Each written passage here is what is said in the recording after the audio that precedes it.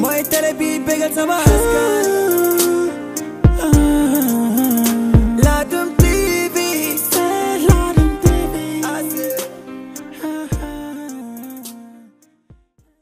Téléspectateur Ladoum TV ñoo ngi box numéro 8 taxaw ak un champion très grand champion gannaaw boo nuyoowee nga wax ñu tey jii maal bi ñu gis la nga tey maal bu rafet nga présenté ñu maal bi.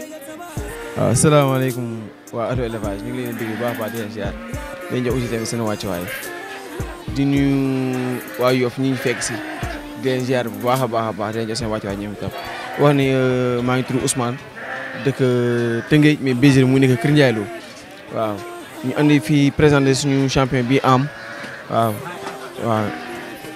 macha allah am mi ngi toll si ñaata weer moom am bi. am mu ngi toll si 27 mois 2 ans 3 mois. macha allah naka nga jàngatee production am. waaw am vraiment nekk na maal bu doy waar vraiment nekk na maal bu exceptionnel boo xoolee si ay production añel bii nii bisi boobu ko léeb rouge bi moom moo jur. am moo jur kooku. am moo jur kooku noonu.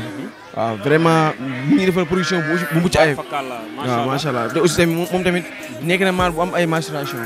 maal bu élevage yaakaar aussi tamit bu ñu am yaakaar bu baax a baax. téléspectateur Ladoum TV bu ngeen xoolee añel bi nga xam ne moo takk collier bu xonq bi ngeen xam ne doomu am la ngeen xam ne kon am mi ngi produire production bu rafet tubaar fakal la te am na yi nga xam ne ñoo nekk ca kër ga.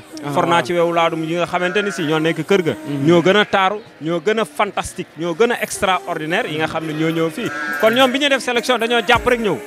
xooluñu sax di def ay kii dañoo jàpp rek ñëw tey ba tey ci biir box bi gisaat nañ fi benn femelle bu rafet def robe bu ñuul takk collier bu bleu kooku mooy kan.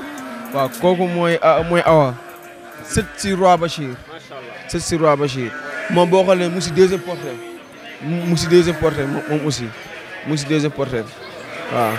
dañu daal xam nga rek bii mooy suñu première sortie si foire ñu ñëw sélectionné jël suñu lii rek ñëw waaw. téléspectateur Ladoum TV yéen a déggandoo loolu. seen première sortie ngeen gis li ñu indi. jóge ba Kër Ndiaye Lo def sélection bu rafet ñëw pour taaral bés bi.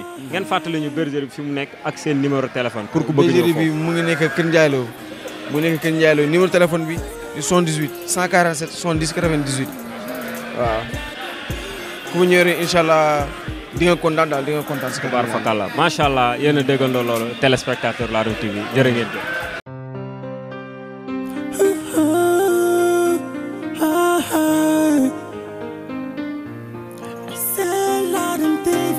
mooy télé bi bégal sama askan.